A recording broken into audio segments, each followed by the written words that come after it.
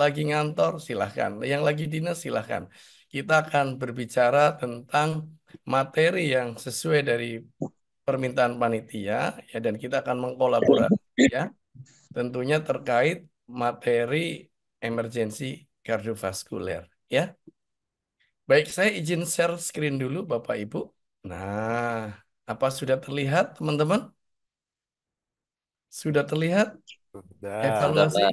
Sudah, Oke, Pak. Sudah. baik.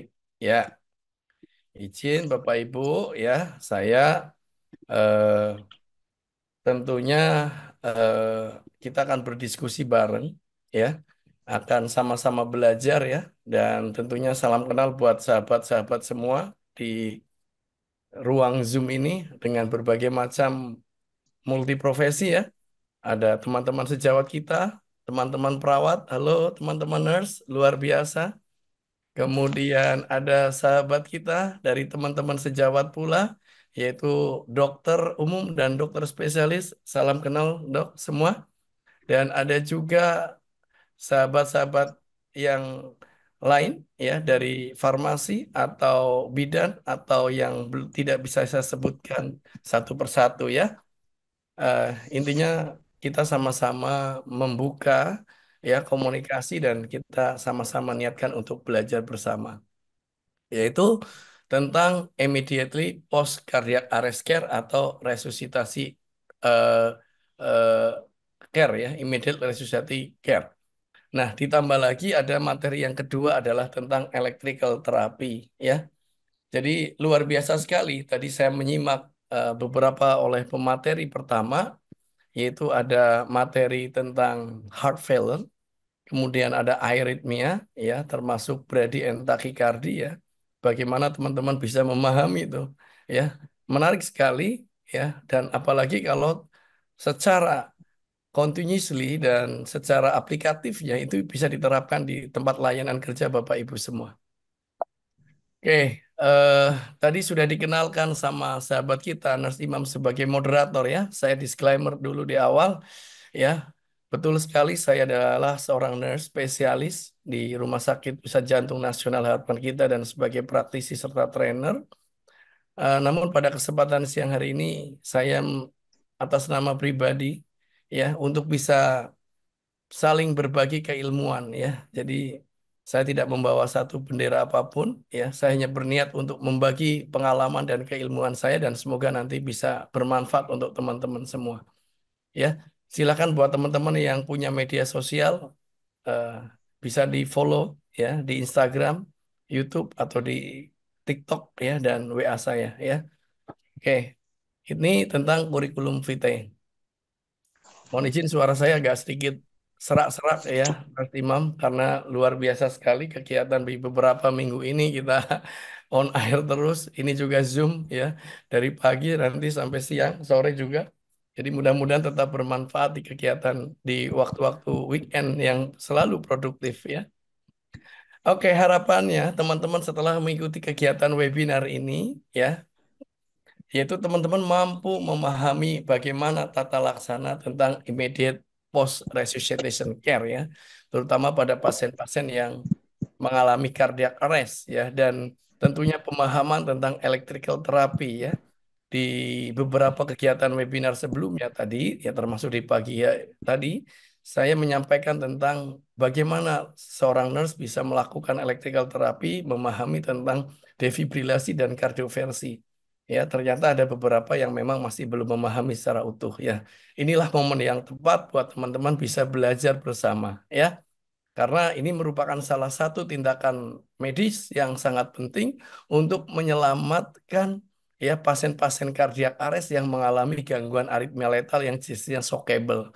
Karena bisa meningkatkan survival rate itu sekitar 7 sampai 10%, ya, dalam tiap menitnya, ya. Kalau terlambat 2-3 menit aja udah berapa persen. Nah, ini penting sekali buat teman-teman semua, ya.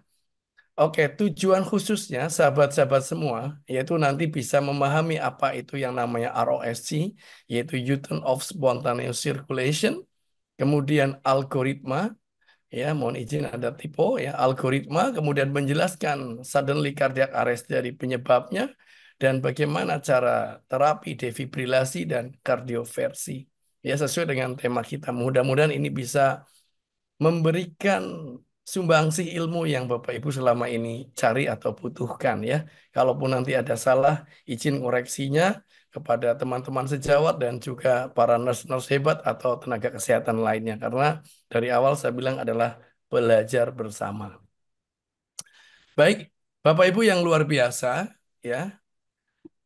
Ketika kita bicara tentang yang namanya cardiac arrest ya, cardiac arrest ini merupakan penyakit yang sangat dekat sekali ya atau yang bisa penyebabnya ya yang paling besar adalah suddenly cardiac arrest adalah MCI myocardial infarction, bahkan di data sebelumnya sekitar terjadi 40 second itu populasi di American Heart Association America United ya itu terjadi yang namanya kematian akibat dari SKA. Nah, itu salah satu penyebab, belum penyebab-penyebab yang lain, accident, kemudian terjadinya yang namanya eh, kecelakaan ya, tenggelam atau tersengat listrik ya, dan beberapa penyebab-penyebab yang tentunya akan menyebabkan pasien itu mengalami cardiac arrest ya.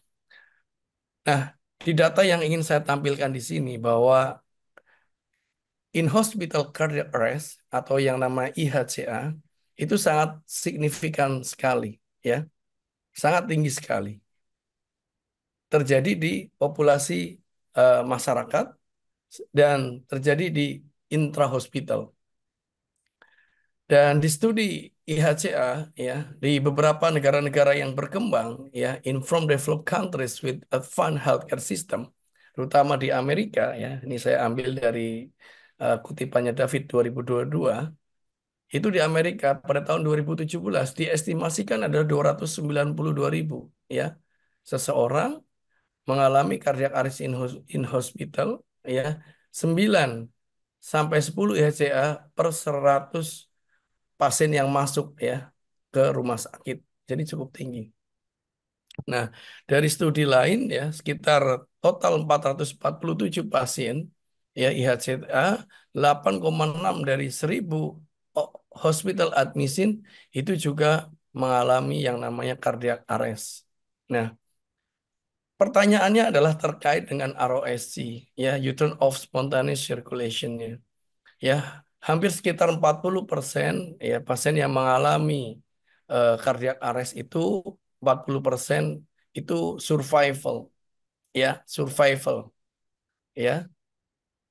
In overall survival to discharge rate itu 10,8. Jadi hidup dengan sampai dipulangkan itu 10,8 dan 59% memiliki good functional outcome, memiliki kondisi yang sangat baik, artinya secara fisik ya, mampu berproduktif ya, dan beberapa gangguan-gangguan lain ya, kaitannya dengan penurunan perfusi jaringan serebralnya ya, atau performa cerebral, gejala-gejala sequel dengan kategori 1 sampai 2 kurang lebih adalah 54%. Nah, ya dan juga 54% itu ya disebabkan oleh kardiak atau masalah respiratori. Nah, jadi ini cukup kompleks kita untuk data-data di mana pasien-pasien yang mengalami ROSC ya pada kasus IHCA ya.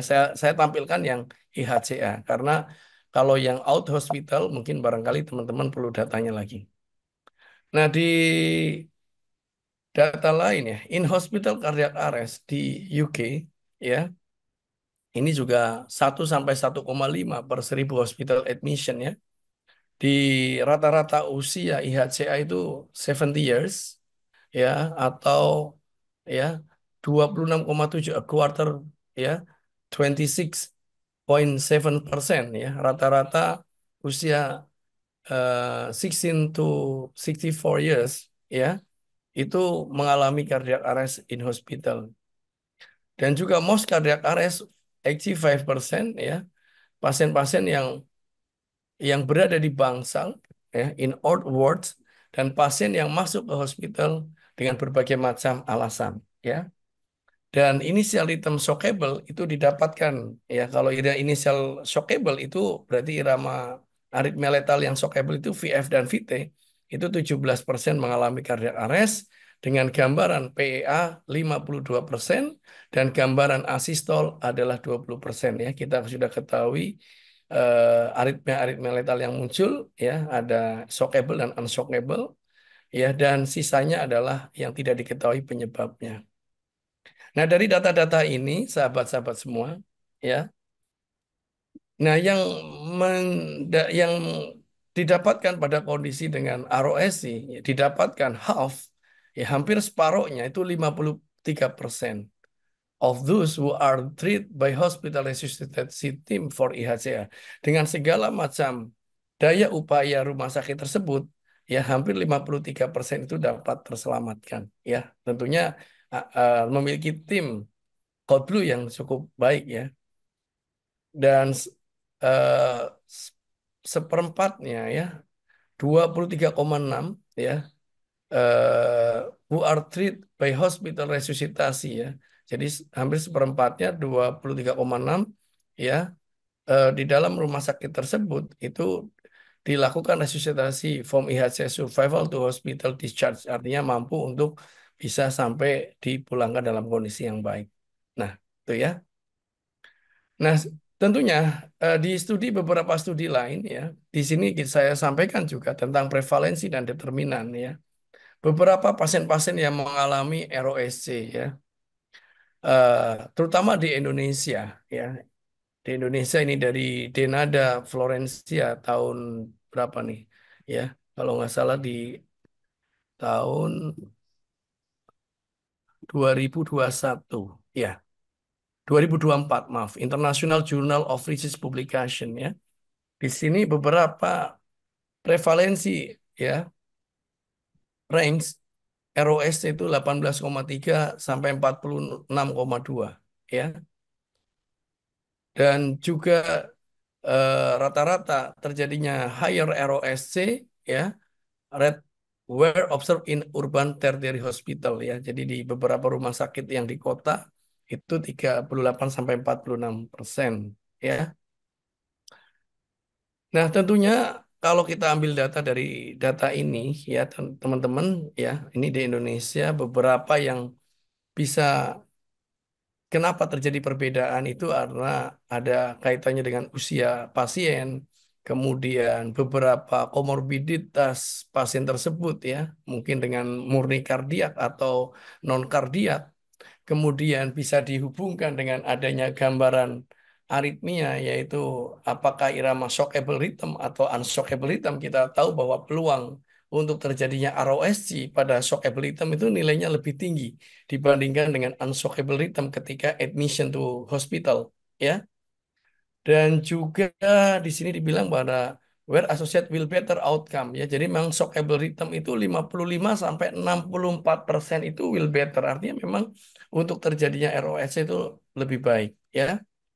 Nah, while non-shockable rhythm, yang non-shockable rhythm pada gambaran irama pulseless electrical activity atau pada gambaran dengan asistol itu memiliki peluang 10 sampai 18% untuk terjadinya ROSC ya. Dan beberapa faktor lain adalah kondisi CPR yang kurang baik ya, atau delayed CPR initiation atau yang CPR terlambat. Mungkin kalau code blue kita bilang lebih dari 5 menit ya. Karena CPR ini betul-betul akan menentukan prognosis ya. Keterlambatan 1 menit, keterlambatan 2 menit, dan keterlambatan 5 menit bahkan lebih dari 10 menit itu akan mempengaruhi terhadap kondisi ROSC-nya. Nah, tentunya kita harus memiliki beberapa tim yang sangat baik ya, teman-teman.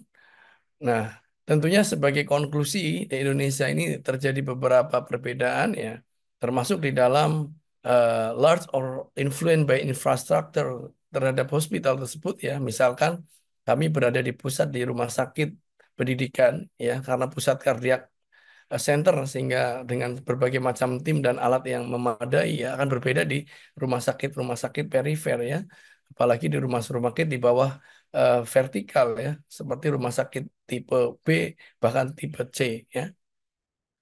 Kemudian juga protokol pasien karakteristik ya. Nah, dan juga bahkan sampai ke bagaimana ke perawatan ya. Perawatan pasca henti jantung. Jadi pada saat melakukan tindakan BLS dan CPR, CPR-nya itu luar biasa. Begitu saat sudah terjadi cardiac arrest, saat itu terjadi ROSC, kemudian setelah itu tidak ada perawatan pasca henti jantung yang memadai, dan itu yang menyebabkan pasien itu bisa jadi hidup atau kondisi yang cacat ya, terutama pada masalah neurologikal yang kurang sempurna ya, dan itu sering terjadi ya. Pada resusitasi luar biasa, namun pasca henti jantungnya itu tidak mendapatkan perawatan yang begitu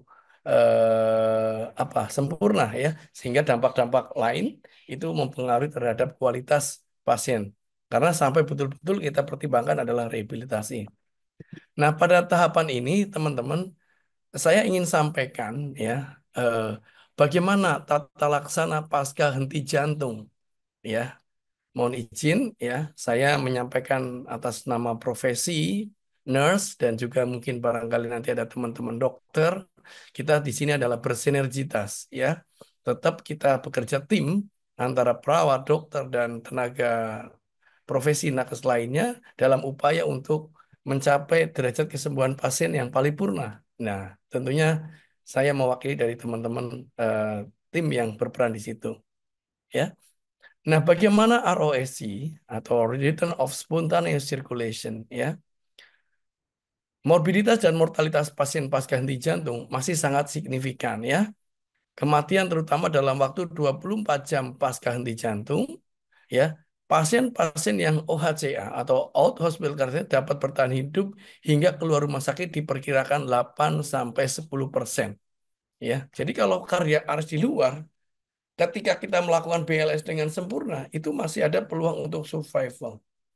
Nah, kalau di rumah sakit sendiri, karena dekat dengan fasilitas, dekat dengan obat-obatan, dan juga dekat dengan tenaga medis yang profesional, itu diharapkan 15-23%. Namun itu semua tadi disampaikan di beberapa literasi, ya banyak faktor ya. Salah satunya yang kami sampaikan di sini, bahwa tata laksana pasca henti jantung membutuhkan pendekatan multidisiplin. Banyak faktor di sini untuk keberhasilan ya, termasuk stabilisasi status kardiopulmoner, kemudian bagaimana cara menangani penyebabnya, kemudian bagaimana strategi neuroproteksi dini ya, termasuk di dalam melaksanakan yang namanya target temperatur management ya. Dan supaya tidak terjadi kardiak arrest berulang, tentunya bagaimana pencegahan berulang pada kondisi henti jantung ya, kalau mengacu pada penyebab 5H5T ya, terjadinya causes of cardiac arrest yang contoh pada kasus dengan PIA ya. Ini harus kita cari ya. Jangan sampai setelah cardiac arrest tertangani, pasiennya ROSC, sudah tahu penyebab utamanya tidak ditangani dengan baik sehingga muncul cardiac arrest berulang. Nah, ini adalah butuh yang namanya multidisiplin ya.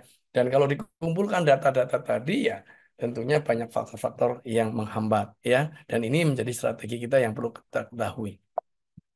Baik, sahabat-sahabat semua.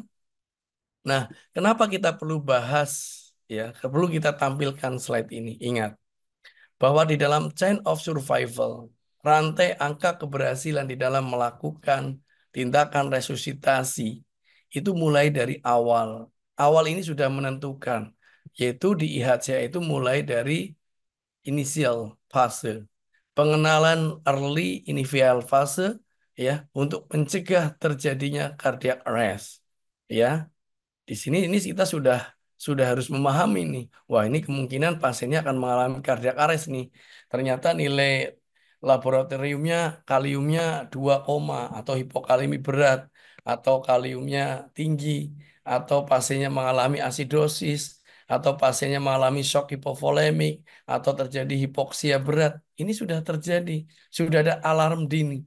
Kita harus segera melakukan treat ya, dengan mengaktifkan adalah tim reaksi cepat ya, sebelum terjadinya code blue ya. Kalau pasiennya memang ada diagnostik primernya muncul, contoh pada kasus dengan tamponet, pada pasien dengan ACS, nyeri dada hebat, pada pasien dengan emboli paru, Dan ini menjadi beberapa penyakit-penyakit yang memang akan ke arahnya adalah sangat dekat sekali dengan yang namanya cardiac arrest. Ini harus sudah antisipasi sehingga tidak terjadi yang namanya aktivasi code blue, bahkan pasien terjadi cardiac arrest. Ya, tapi kalau itu terjadi ya segera aktivasi respon darurat, ya. Kemudian jika tidak ada nadi lanjutkan CPR yang berkualitas, segera siapkan defibrilasi dan setelah pasiennya mengalami ROSC di sini, maka ada yang namanya bagaimana perawatan immediately post cardiac arrest care yang ini akan kita bahas ya sampai ke tahap rehabilitasi. Jadi hal ini penting sekali buat teman-teman ya. Oke, kita lanjut ya. Oke, sahabat, teman-teman semua, kita lihat sekilas ya tentang algoritma. Nah, kita kiblatnya masih menggunakan pendekatan eh, dari versi American Heart Association tahun 2020. Ya, mungkin teman-teman yang pernah belajar di pelatihan ACLS, ini selalu kita sampaikan di akhir dari sesi. Ya, karena ini adalah ya kegiatan ketika sudah ROSC maka selanjutnya jangan ditinggalkan gitu loh. Tapi ada satu algoritma lagi yang harus diselesaikan. Yuk kita belajar di algoritma ini ya. Silahkan teman-teman boleh screenshot ya, boleh catat-catat yang penting ya di algoritma ini. Kayak di dalam immediately resusitasi pada perawatan pasca henti jantung ya atau sering kita menyebutnya adalah PCAC ya, post cardiac arrest care pada pasien yang sudah mengalami ROSC ini secara garis besar itu dibagi menjadi dua.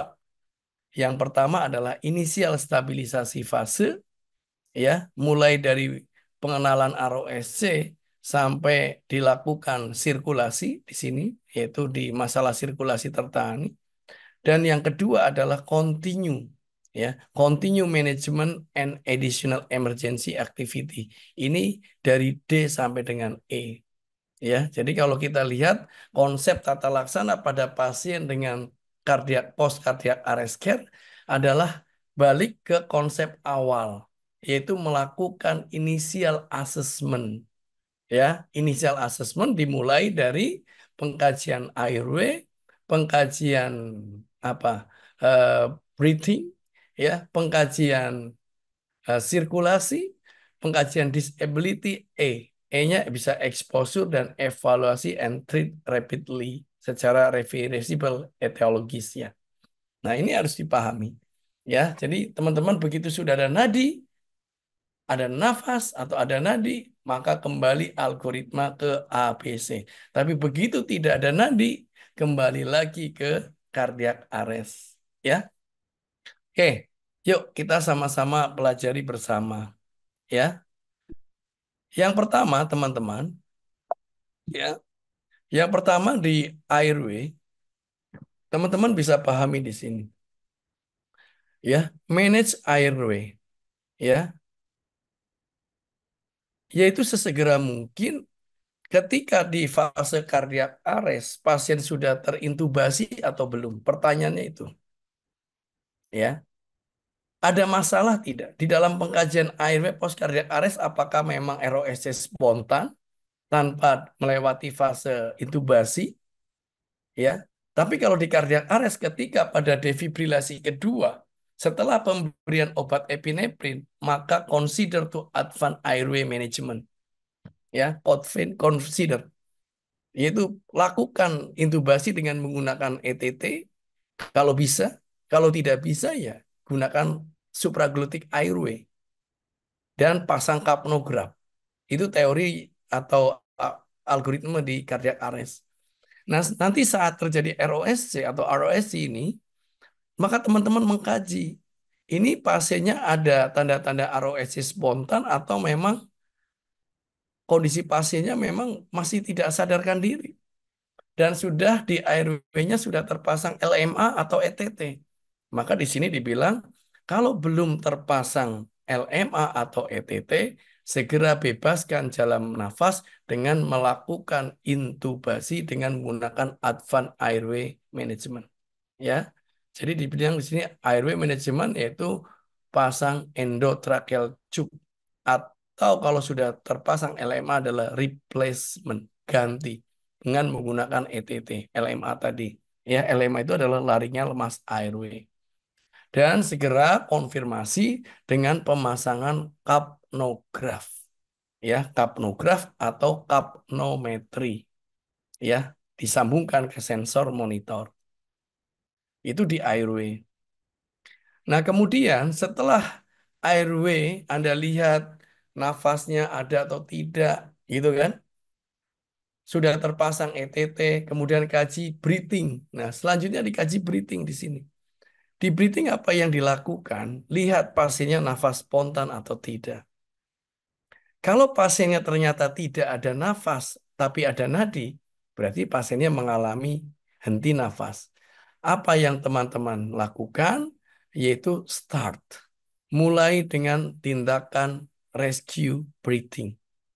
Ya, melakukan tindakan manual bagging dengan mempertahankan kualitas rescue ventilasi sebanyak 10 kali per menit ya dengan pemberian tiap 6 detik. Jadi teman-teman boleh hitung. Give one breath. Selanjutnya evaluasi tiap 2 detik.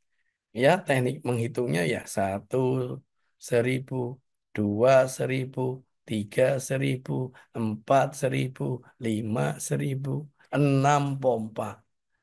Sampai 2 menit. Mau pakai hitungan boleh, mau hitungan pakai 1.000 boleh, mau pakai lihat jam tangan yang detikan boleh atau jam dinding boleh. Prinsipnya adalah setiap 6 detik pompa. Ya, untuk jatuhnya di 10 kali per menit selama 2 menit. Oke, di sini dipahami ya. Nah, saat pemberian ventilasi, maka pandangan kita lihat pengembangan dada. Oke, pandangan kita lihat pengembangan dada, apakah saat ngasih ventilasi dada ngembang atau tidak. Upayakan pemberian ventilasi disesuaikan dengan tidal volume. Ya, jangan terlalu memberikan ventilasi yang berlebihan.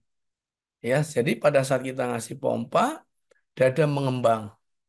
Ya, jangan terlalu agresif. Jangan terlalu semua volume yang ada di bagging, misalkan 1 liter dihabisin semua. Lihat berat badan, ya. Kalau kita hitung apakah 400 sampai 500 mili, ya, untuk berat badan yang 60 sampai 70 kilo. Cukup. Nah, yang paling penting lagi adalah target saturasi. Anda ambil tuh oximeter, pulse oximetry, kemudian ukur ya di jari pasien tersebut. Ya, upayakan yang jarinya tidak terganggu ya. Misalkan ada kuteknya, ada ada semacam plesternya ini nanti mengganggu pulse oximetry. Ya, ya lihat yang jelas lihat gelombang oximetrinya. Targetnya yaitu 92 sampai 98%. Ya, 92 sampai 98%. Nah, jadi sambil ngasih ventilasi, sambil lihat saturasinya. Nah, yang selanjutnya adalah yaitu ukur nilai tekanan parsial CO2. Maka kita minta kepada teman atau kita ambil inisiasi untuk AGD, Blood Gas Analysis, ya, yaitu dengan target 35 sampai 45 mmHg. Ini yang kita ukur PaCO2. Kalau mau pakai di sini sudah terpasang petco, ya, pressure and expirasi pressure and tidal expiratory CO2, maka bisa dipantau di awal untuk menilai PET CO2 atau PaCO2, ya. Nah, itu ya teman-teman, ini baru melihat di B. Nah, untuk mengkonfirmasi lagi teman-teman ambil stetoskopnya. Saat ngasih tadi ventilasi, lihat pengembangan dadanya.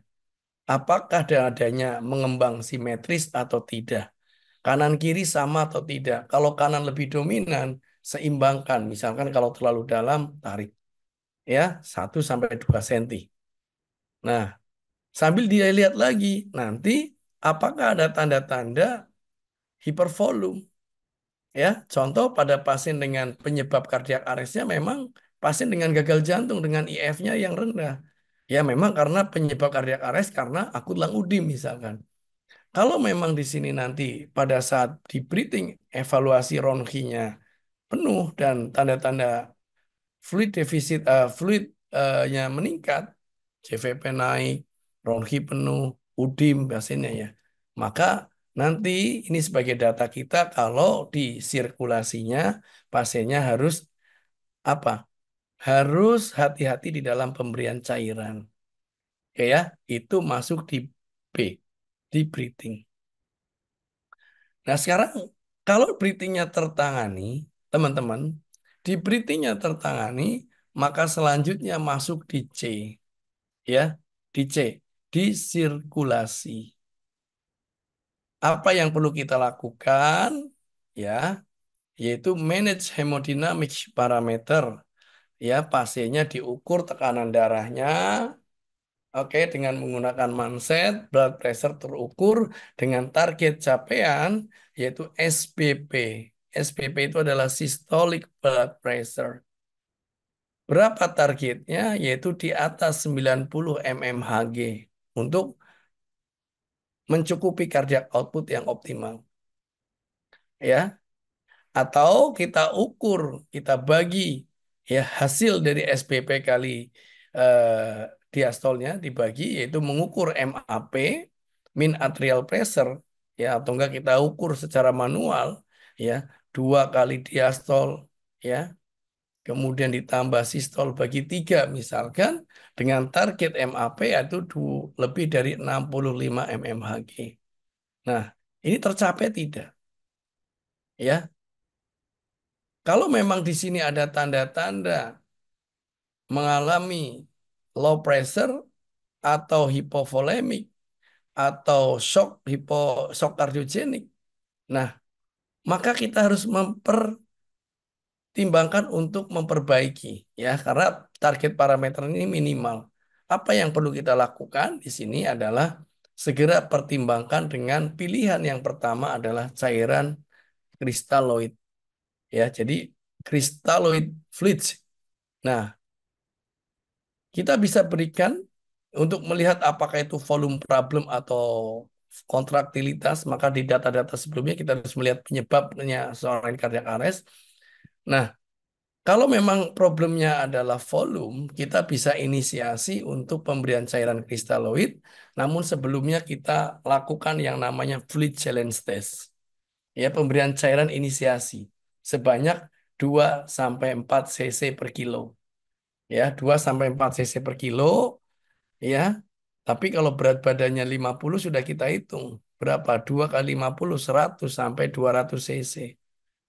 Apakah memang masalahnya volume problem atau tidak? Berikan cairan tersebut dan evaluasi keberhasilannya. Apakah peningkatan SPP-nya meningkat atau tidak. Nah, kalau memang ternyata dengan fluid challenge test tidak ada respon dan memang pasiennya bukan masalah volume, maka di sini bisa dengan inisiasi untuk pemberian obat inotropik.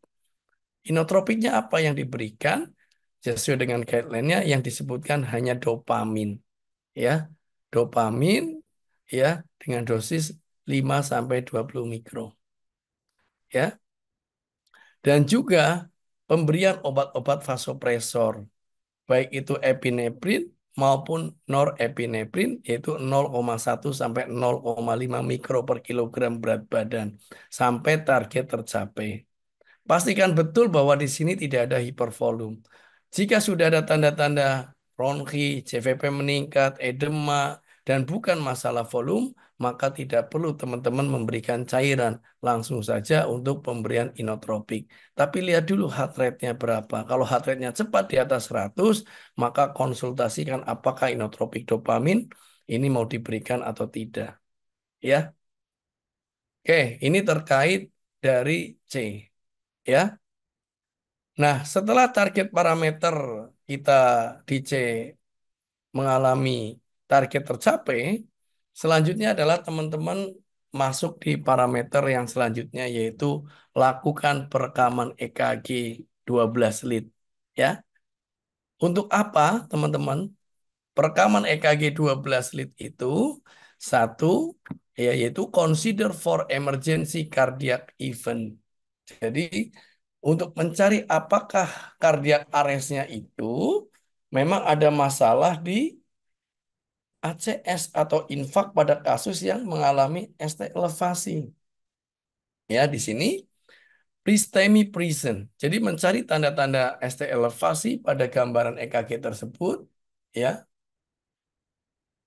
Kalau ada, maka nanti di sini pertimbangkan untuk tindakan primary PCI.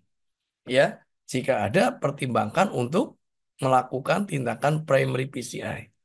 Karena memang penyebab dari terjadinya cardiac arrest itu adalah trombosis koroner. Ya, jadi ini, kalau misalkan ada tanda-tanda ST depresi apa? Ya silahkan, apakah perlu invasif early strategi atau tidak?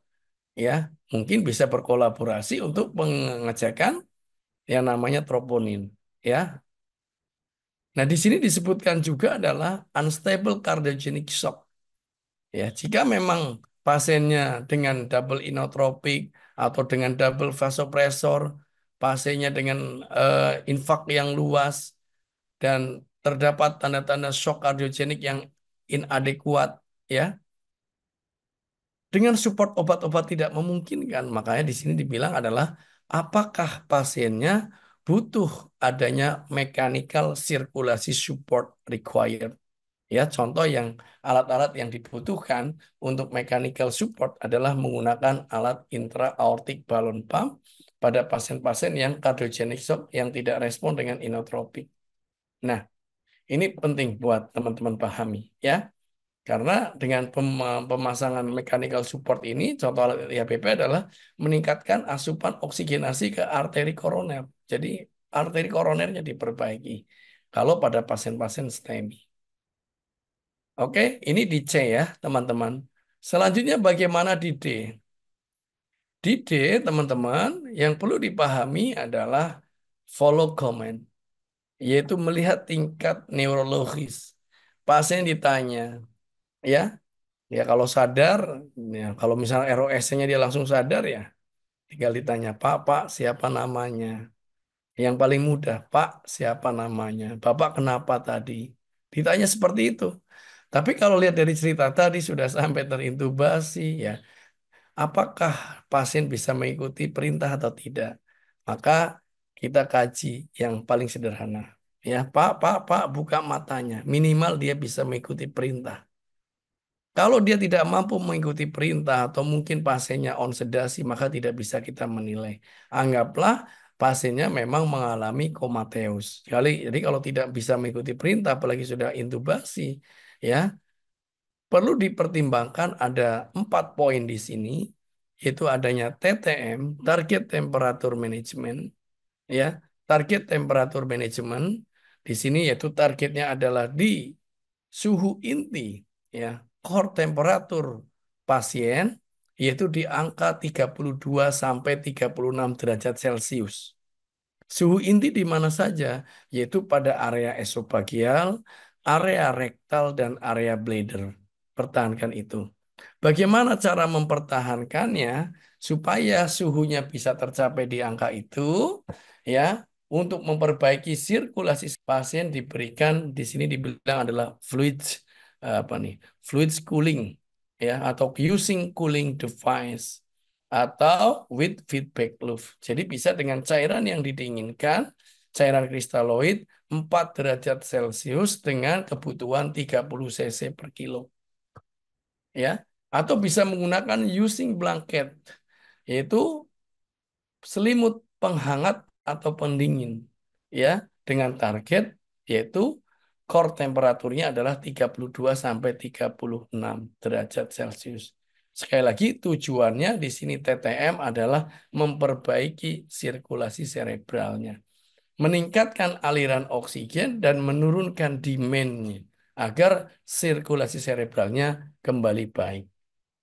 Ya, dan juga adanya pemeriksaan-pemeriksaan tambahan seperti CT scan, EEG, ya, yaitu pemeriksaan perekaman gelombang otak, atau other critical care. Nah, other critical care di sini disebutkan adalah yaitu mempertahankan nilai gula darah, yaitu euglikemia, pertahankan normokapnu, ya, normokapnu yaitu 3545 dan normoksia, yaitu tekanan PaO2 dalam analisa gas darahnya dipertahankan 80 sampai 100, ya.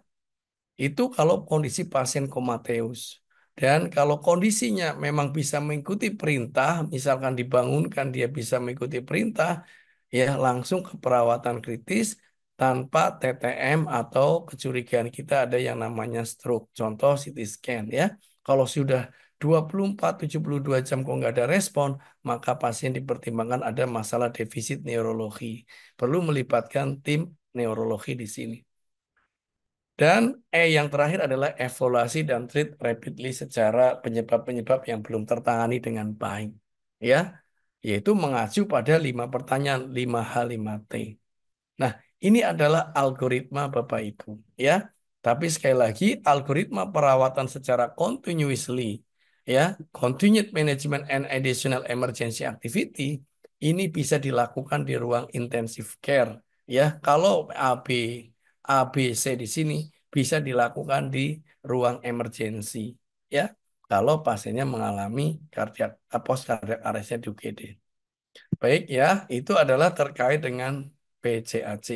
Nah, ini tadi sudah disampaikan pemasangan Advan Airway ya. Jadi target kita adalah pemasangan ETT ya, kemudian pasang PET CO2 ya, kemudian pernafasan ya, di breathing adalah hindari dilakukan yang namanya hiperventilasi ya. Targetnya adalah rescue breathing 10 kali per menit dengan target saturasi 92 sampai 98, hindari hiperventilasi, target hiperkapnunya hindari dengan target 3545 dan hiperoksemia 80 sampai 100.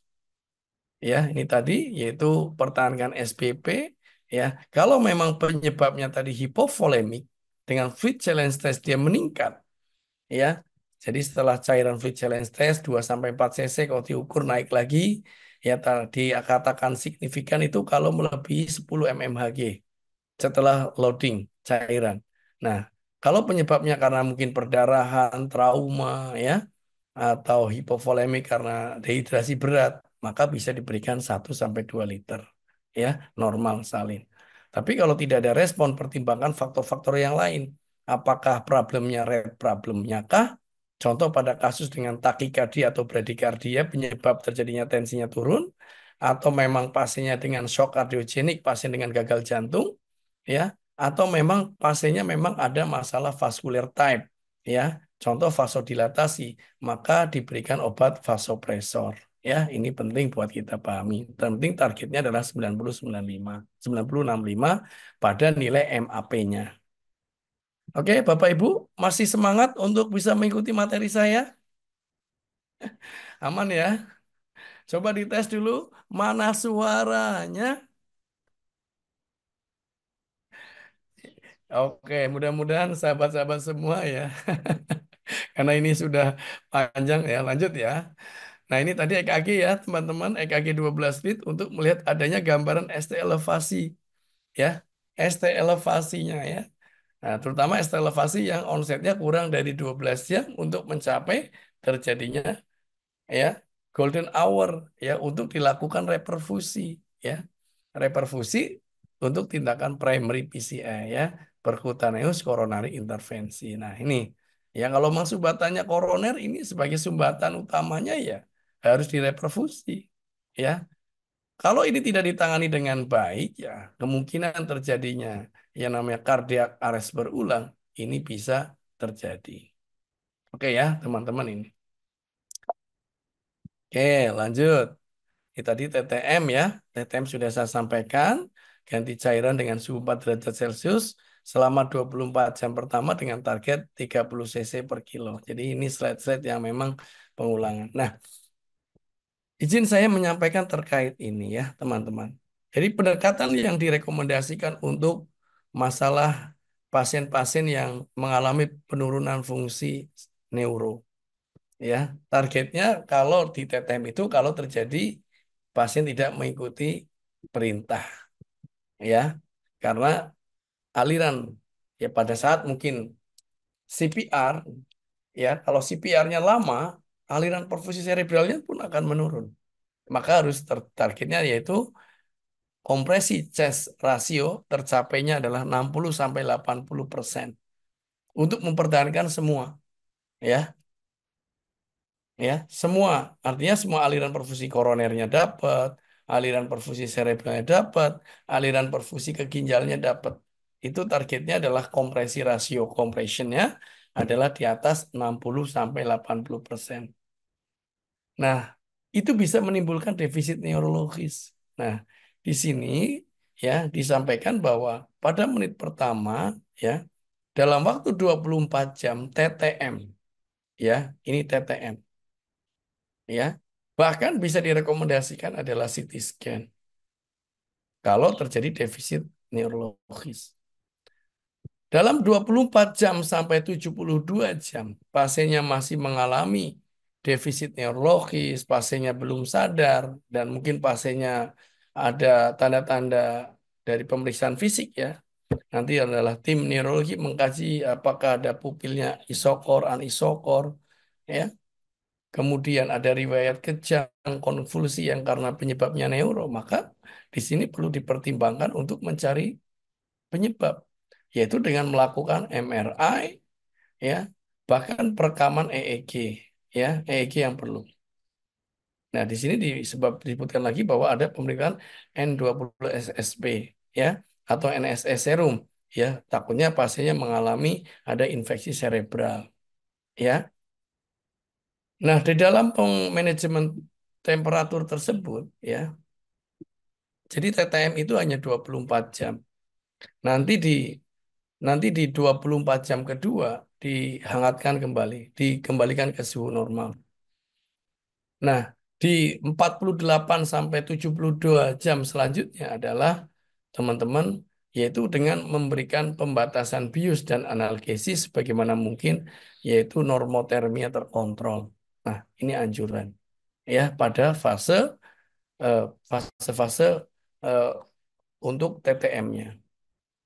Ya, jadi kita harus melihat di D-nya. Nah, dari literasi yang saya ambil lagi, ya, ini pada fase post cardiac arrest, ya. Jadi ada fase ROSC itu immediately, yaitu kurang dari 20 menit. Early berarti dalam waktu 6 sampai 12 jam, ya. Kemudian 12 jam sampai 72 jam adalah immediately, dan 72 sampai selanjutnya itu adalah proses recovery dan rehabilitation.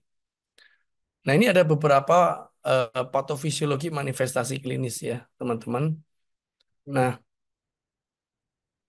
yang kita khawatirkan pada fase D, ya, yaitu pasien yang mengalami cedera otak, itu bisa terjadi yang namanya gangguan autoregulasi cerebrovaskuler, ya. Kemudian bisa terjadinya edema otak, kemudian adanya neurodegenerasi atau pasca iskemik dengan berbagai macam manifestasi klinis, ya. Pasiennya bisa koma, kejang, mioklonus, ya, disfungsi kognitif, kemudian ada riwayat Parkinson, ada stroke kortikal, ada stroke spinal, atau mati batang otak. Ini yang kita khawatirkan kalau pasien mengalami cedera otak.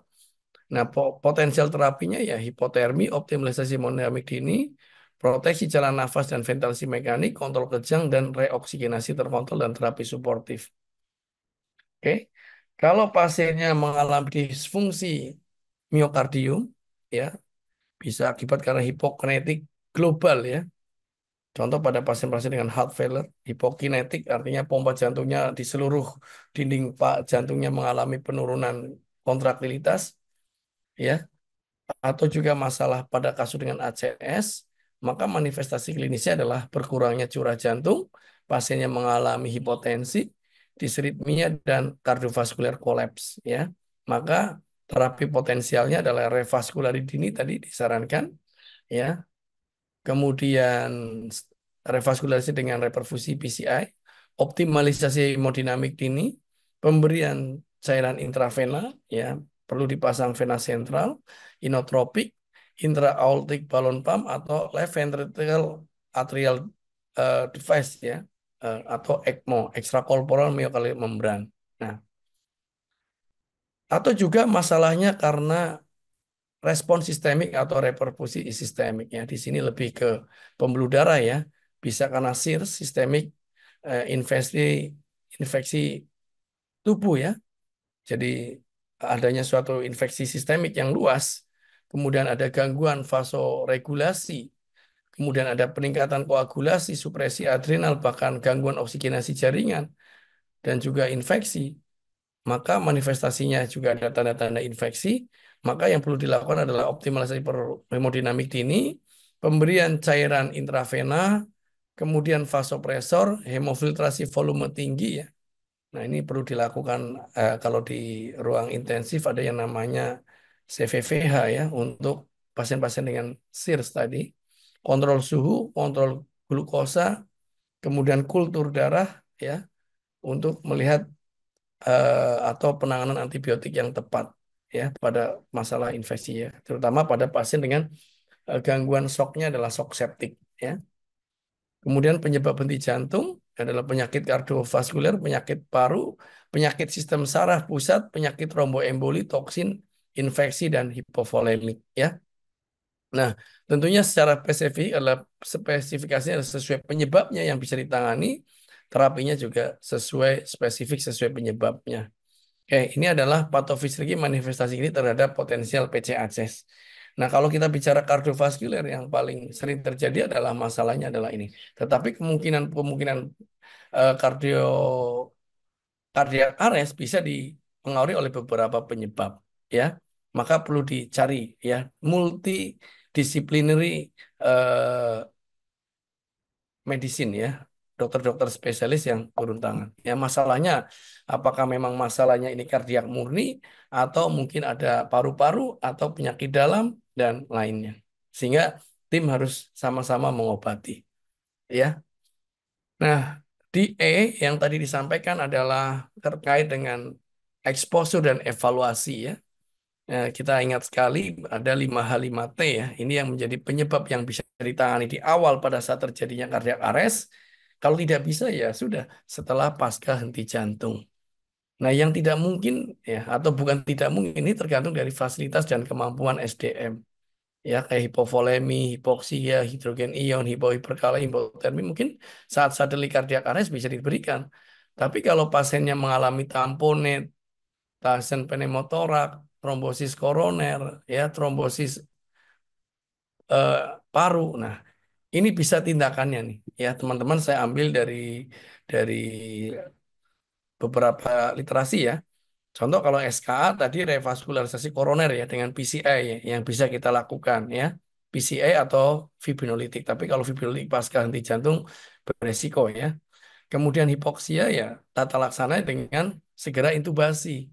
Ya, intubasi dan pasang ventilasi dan segera evaluasi AGD-nya.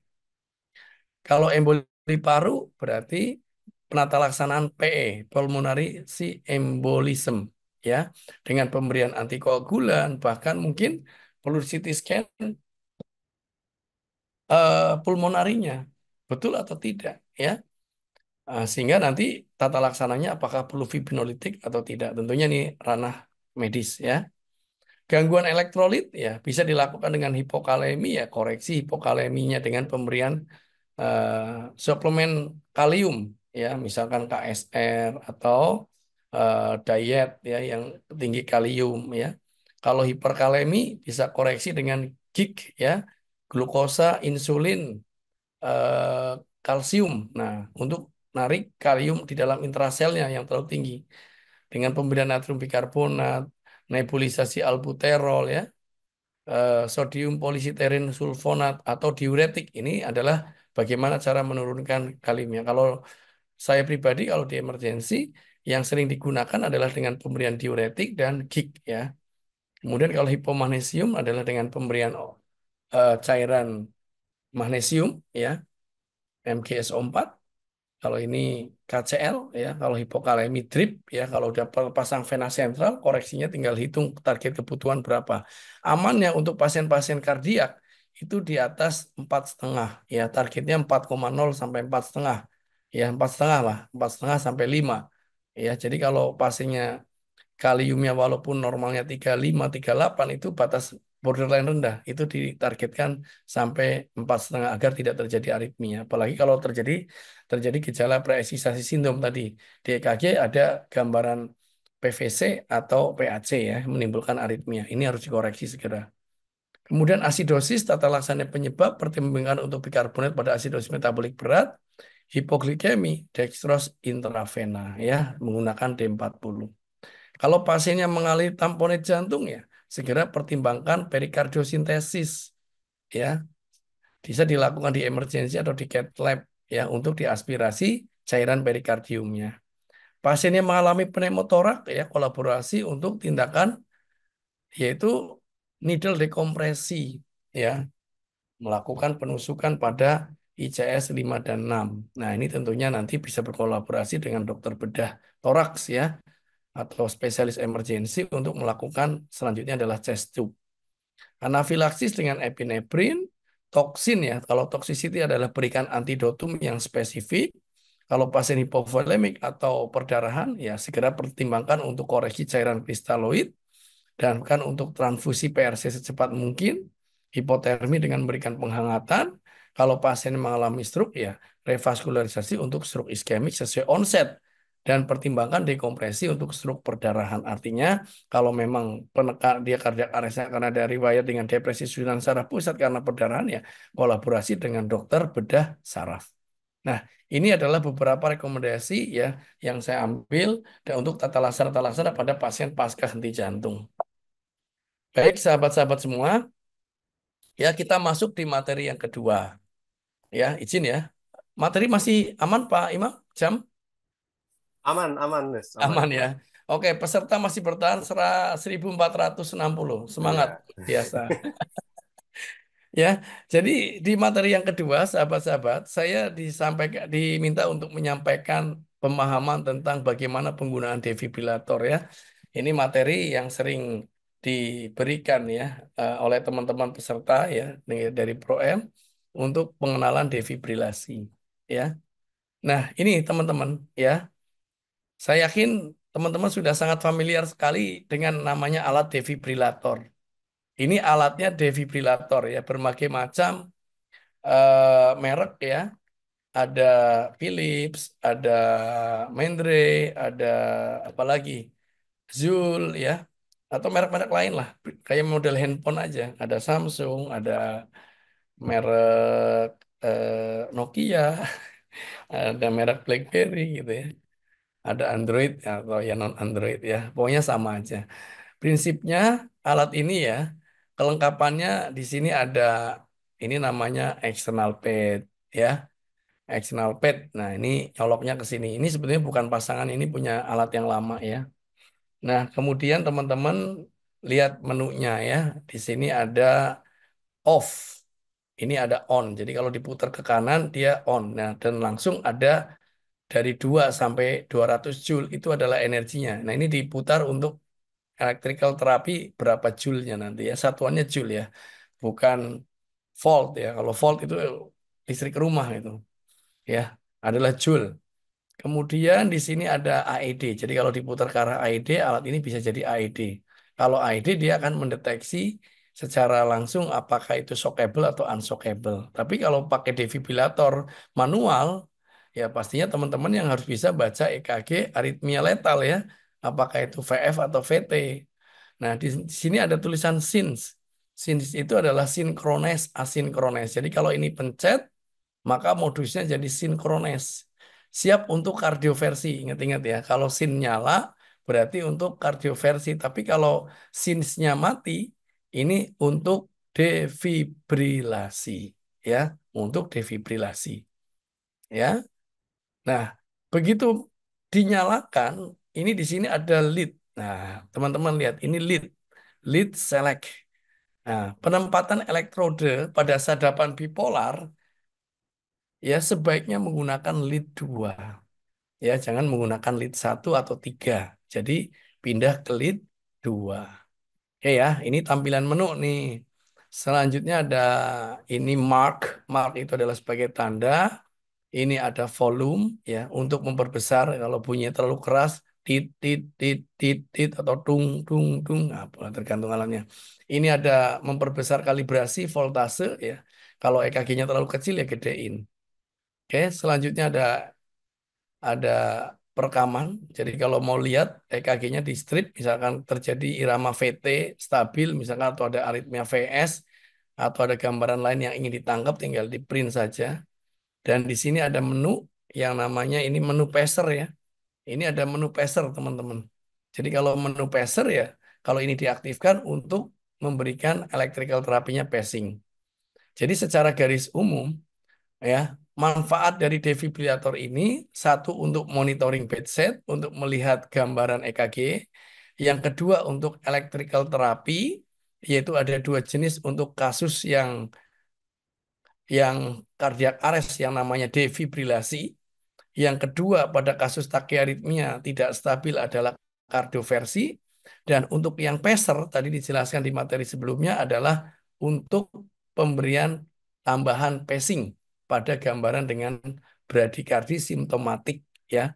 Contohnya pada pemasangan TCP, transcutaneous pacing. Ya, mudah-mudahan bisa dipahami ya.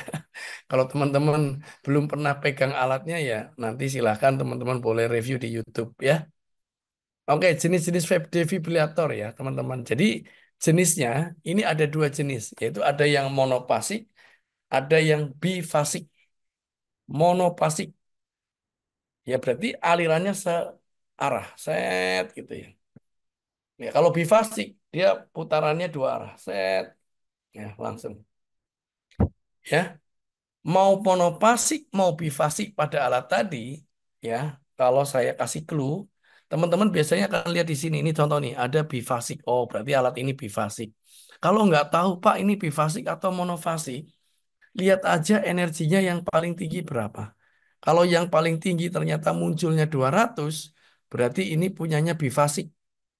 Tapi kalau di sini sampai 360, berarti punya monofasik. Ya, itu aja yang paling mudah. Kalau Anda nggak tahu itu monofasik bifasik, putar aja pada saat defibrilasi energi yang paling tinggi. Gitu ya teman-teman ya. Jadi yang paling penting juga adalah, jadi kalau ngomong pemakaian defibrilator itu kayak pilot. Siapa yang biasa gunakan defibrilator, ya dia yang harus memegang. Jangan orang yang baru tahu pegang defibrilator, karena apa? Tadi menunya di mana, terus cara ngecasnya gimana, terus ini defibrillator apa, maka sebaiknya orang yang biasa ya. Maka sebaiknya kalau Anda orang baru minta orientasikan ya, apalagi sebagai tim OutBlue harus memahami defibrillatornya ya dan mengoperasionalkan ya. Harus kenali defibrillator yang berada di unit tempat Anda bertugas. Harus paham itu. Oke, nah bagaimana cara melihat gambaran EKG-nya? Ya, teman-teman bisa melakukan yang namanya ya penempelan elektroda nih teman-teman. Penempelan elektroda. Elektrodanya dari sadapan bipolar yaitu merah, kuning, hijau. Merah, kuning, hijau. Ya, nah, mungkin kalau warna merah, kuning, hijau nggak selalu jadi patokan ya. Yang paling penting adalah di sadapan bipolar itu ada right arm, left arm, and left flag. Ya, maka sering dikasih warna merah, kuning, hijau. Ya, itu kalau mau menggunakan sadapan bipolar lead 1, 2, 3. Tapi kalau sadapannya menggunakan sadapan pedal, teman-teman, cukup teman-teman begitu pasien sedang kardiak arrest, kok sedang mengalami CPR, nggak punya elektroda ini kan kadang-kala kurang satu nggak bisa tuh. Ya, Anda putar sadapan ini, nih, ya saya ulangi. Ini kalau sadapan bipolar ini di lead 2, ini tekan ya sampai muncul irama pilihannya adalah pedal. Irama pilihannya pedal. Oke, irama pilihannya pedal. Nah, sehingga nanti bisa dilakukan dengan teknik yang namanya quick look. Ya, jadi saat CPR ambil pedal, setting di pedal, ambil pedal antara apex dan sternum, olesi jeli, jangan lupa ya. Kemudian tempel di dada, baru analisa irama. Itu bisa digunakan. Ya, nggak usah di dada, tempel di tangan aja kalau Anda pengen tahu irama Anda, kita semua, itu bisa kebaca dengan inputnya adalah input pedal. Ya, ini input. Oke, kita lanjut ya. Bagaimana cara pemantauan gambaran irama jantung? Nah, ini sebetulnya skill banget ya. Artinya perlu dipraktekkan. Tapi ya, bayangkan saja ya, sahabat-sahabat semua ya. Jadi kalau mau pasang elektroda ya, pertama nyalakan monitor, ya kan? Kemudian pasang elektroda. Tadi sarannya LA, RA, LL, ya. Muncul tuh, ya pilih di lead 2. Kenapa harus di lead 2? Ada yang tahu coba teman-teman? Sahabat-sahabat Zoom Pro Emergency, kenapa harus di lead 2? Siapa yang bisa jawab? Kenapa yuk? Kenapa harus di lead 2? Adakah yang masih mendengarkan suara saya? Kak Linda, ini yang masih on cam kayaknya Kak Linda saja. Halo, selamat kenal. Selamat siang Kak Linda. Linda Purnamasari. Lind. Oke, Linda, dengar suara saya? Kak, kayak Kak Linda nggak mau mengaktifkan suaranya atau mungkin nggak dengar suara saya ya. Jadi sahabat-sahabat semua, kenapa kita harus memindah di lid 2? Karena memang lid 2 ini adalah sadapan yang merekam beda potensial bipolar antara tangan kanan dan kaki kiri. Tangan kanan dan kaki kiri, ya. Tangan kanan dan kaki kiri menghasilkan lid 2 sehingga searah dengan arah aksis sumbu jantung, ya. Jadi kalau kita ada segitiga Enthoven begini, teman-teman, lid 2 antara tangan kanan dan kaki kiri, tangan kanan bermuatan negatif, kaki kiri bermuatan positif. Jadi searah dengan arah aksis sumbu jantung. Dan itu yang paling ideal untuk melihat irama EKG, terutama EKG strip. Gitu ya, teman-teman ya. Nah, kalau mau pakai sadapan pedal ya tinggal pilih lead pad aja. Dan tidak perlu pasang elektroda. Selanjutnya, amati gambaran irama jantung. Nah, pada saat pasiennya kalau kardiak arrest lagi CPR, saat membaca EKG wajib stop RCP. Jadi ada istilahnya SAS, stop RCP, analisa EKG, dan switch roll. Jadi ada waktu ya kurang dari 10 detik untuk bisa membaca EKG secara cepat. Apakah shockable rhythm atau unshockable rhythm. Tapi kalau pasiennya sadar ya, teman-teman pelan-pelan saja cara baca EKG ya. Mulai dari irama EKG, heart rate-nya, gelombang P-nya ada atau tidak, PR intervalnya gimana, dan QRS durasinya bagaimana. Sehingga kita tahu apakah itu irama sinus, ada irama atrial rhythm, irama junctional, atau irama ventrikular, ya. Nah, macam-macam atau irama blok ya. Itu kalau pada masuk kategori aritmia atau bisa jadi masuk kriteria takiaritmia atau bradiaritmia. Gitu ya, teman-teman. Penting banget untuk bisa membaca monitor. Jadi kalau kita mau bilang electrical terapi ya, semang syaratnya harus bisa baca EKG. Oke, jangan melihat ya warna ya karena warna ini tadi bisa sudah terjadi perubahan atau dikanibal antara RA, LA, LL itu sudah beda warna. Jadi upayakan lihat panduan yang ada di awal penempelan elektrodenya. Oke, lanjut. Nah, begitu muncul ya di lead 2, teman-teman akan ketemu irama shockable. Nah, ini adalah jenis irama yang harus dilakukan tindakan defibrilasi ya. Jadi saya akan sampaikan terapi defibrilasi. Terapi defibrilasi adalah tindakan terapi listrik dengan mode-nya adalah mode asinkronis ya dengan energinya bisa dengan 360 Joule pada alat yang monopasik dan pada bifasik. Ya, kalau bilang asinkronis berarti pada saat memberikan energi ini tidak harus jatuh di gelombang R. Nih, tek tek tek. Kalau sinkronis iya, ya. Dan energinya lebih besar. Nah, untuk indikasinya pada gambaran apa? ada dua irama yang harus dilakukan defibrilasi. Yang pertama adalah gambaran VF, ventricle fibrilasi. Ini adalah bentuk gambaran VF.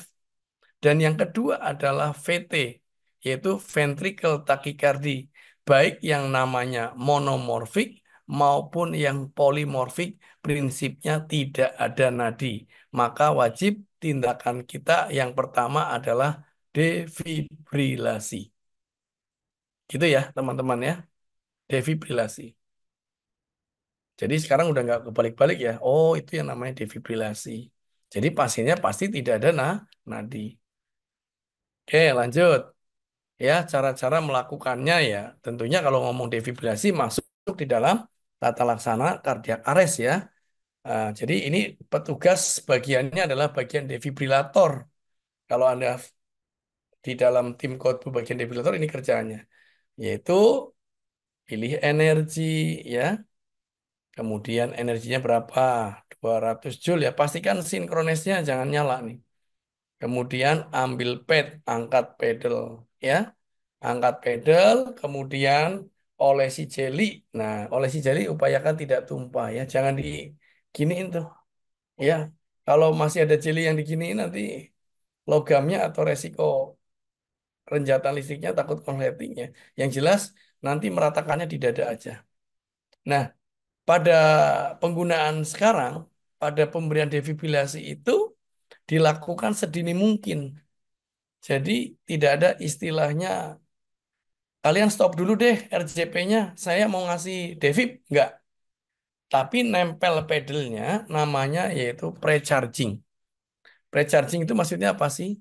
Jadi pre-charging itu melakukan RJP tetap mempertahankan kualitas CPR ya dengan rasio 30:2 dan kecepatan 100 sampai 120 dengan sambil menempelkan pedal sampai nunggu aba-aba selesai 2 menit ya. Itu pada devip yang kedua. Tapi kalau devip yang pertama, intinya kalau Anda sudah siap ya langsung aja tempel pedal pada area sternum dan apek. Begitu Anda sudah charge, langsung bilang stop RJP, lihat monitor irama tetap irama gambaran VF atau VT tanpa nadi. I'm clear, you are clear, everybody clear. Lihat irama tetap sama atau tidak. Ya, saat pemberian RJP bilang everybody clear dengan memberikan beban kurang lebih 5 sampai 10 joule. Ya, ingat-ingat. Yaitu pada saat memberikan defibrilasi yaitu diberikan beban sebanyak 5 sampai 10 joule. 5 sampai 10 kilo. Jadi direngkuh pakai badan kita, nggak cuma nempel aja. Lokasinya ingat, ya, lokasinya berada di sternum dan apek, jangan sampai salah. Nah, kalau pasiennya memang basah, artinya ada air karena keringat, diupayakan dilap dulu ya, teman-teman.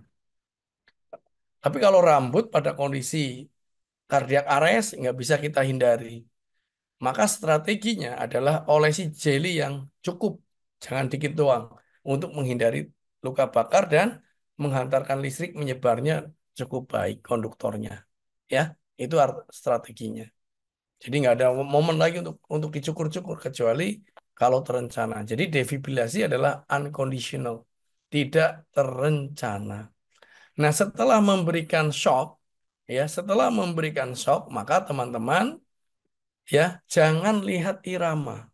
Begitu I'm clear, you are clear, everybody clear, shock atau irama VF, shock diberikan, langsung angkat pedalnya. Jangan nunggu 3 detik. Itulah defibrilasi. Ya, dan segera lanjutkan RJP selama 2 menit.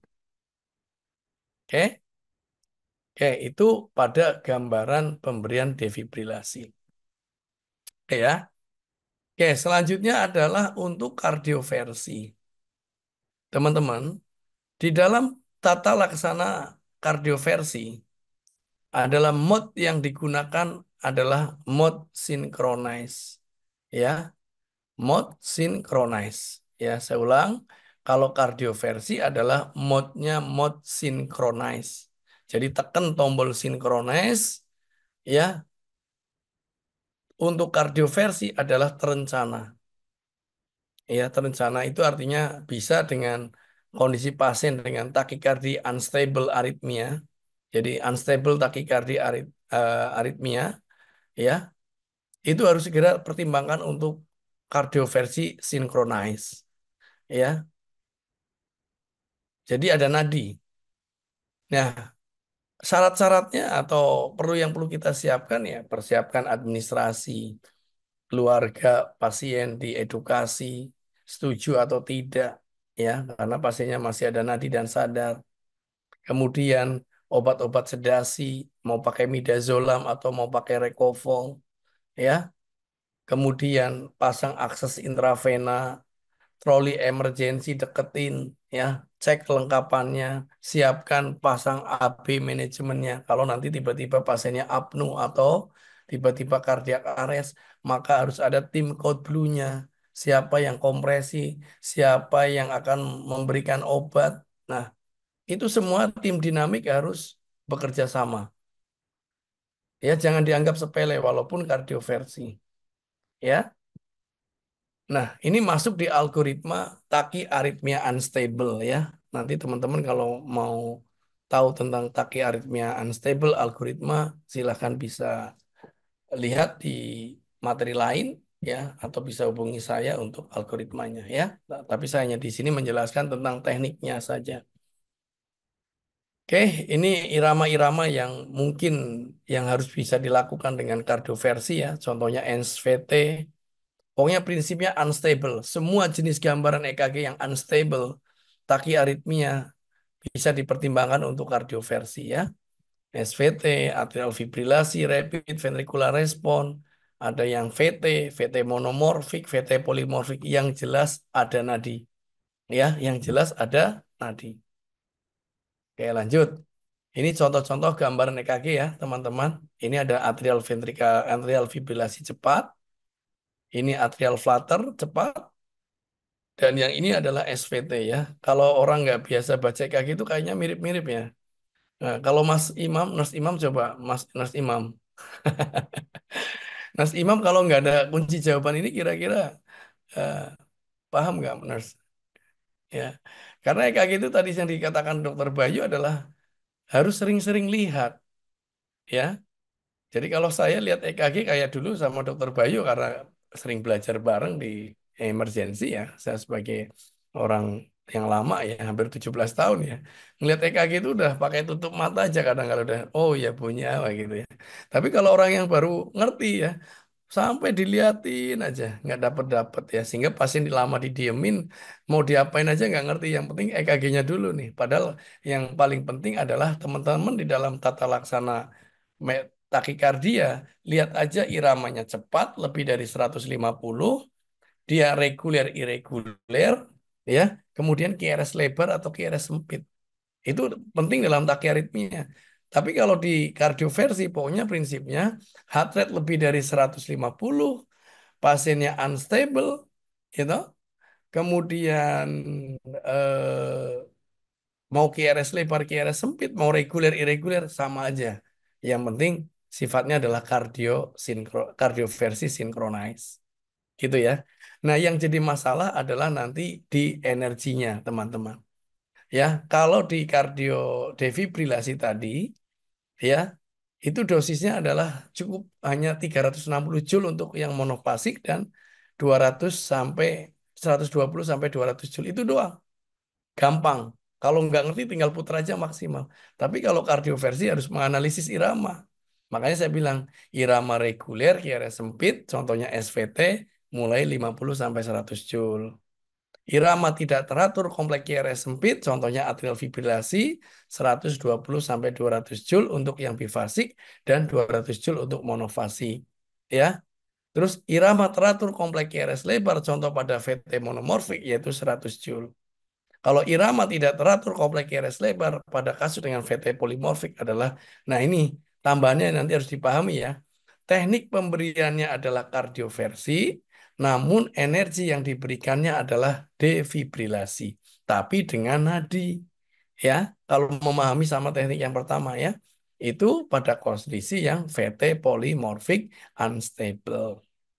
Oke, bisa dipahami ya teman-teman. Nikmat banget siang-siang belajar begini ya. Oke, saya rasa supaya lebih jelas lagi ya, ini ada sahabat kita dari Pro Emergency ya, untuk menyampaikan bagaimana electrical therapy ya, ini dari instruktur sebagai pengembangan dan penjelasan tentang penggunaan defibrillator. Mangga disimak ya.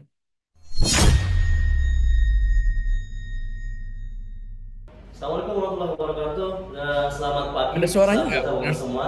Pagi ini kita bersama Emergency Kabupaten bagaimana cara penggunaan defibrillator. Ya, baik kawan-kawan, kita akan mulai. Pertama, defibrillator adalah nyalakan monitornya. Oke. Kemudian setelah Anda nyala, dipastikan elektrodanya dalam kondisi baik. Kita pilih mulai dari yang pertama right arm ada enggak, kemudian ada left arm, kemudian ada left lower ya. Right arm di kanan sternum, kemudian right left di kiri sternum, kemudian ada ini di apek. Ya, saat terpasang kita akan pilih di dua ya kawan-kawan ya. Di dua.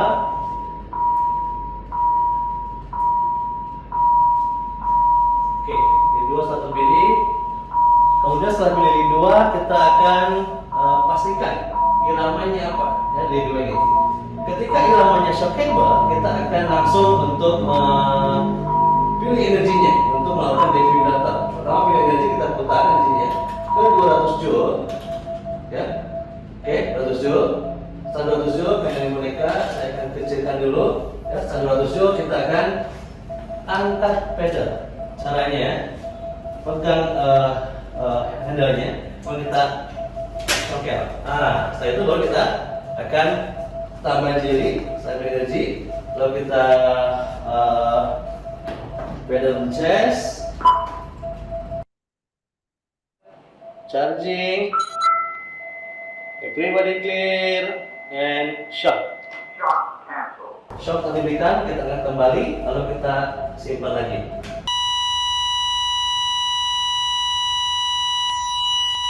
Baik, kawan-kawan, ketika kita menemukan irama asistol, maka apa yang mereka lakukan? Yang kita lakukan adalah pertama, kita langsung cek elektrodanya, apakah terpasang dengan baik atau tidak. Yang kita lihat, oh, setelah terpasang dengan baik, lalu kita akan pilih lead 1, 2, 3. Ya, 1, kita cari dulu benar atau tidak. Kalau betul, kembali ke lead 2. Setelah itu lalu kita perbesar irama. Caranya, tekan, pilih menu, kemudian kita cari display waves, lalu pilih wave 2. Tentu kita akan di ada 2. Oke, tambah besar 2 kali saja. Kalau nama tidak berubah, berarti ini betul is a true assistor. Begitu kawan-kawan. Itu cara penggunaan defibrillator. Terima kasih. Assalamualaikum warahmatullahi wabarakatuh. Oke ya, itu penjelasannya ya. Memang kalau mau jelas banget, itu teman-teman harus melihat secara langsung ya. Langsung dan mempraktekkan ya pada penggunaan defibrillator. Baik, itu saja ya, Mas Imam. Itu adalah sebagai materi terakhir dari saya ya.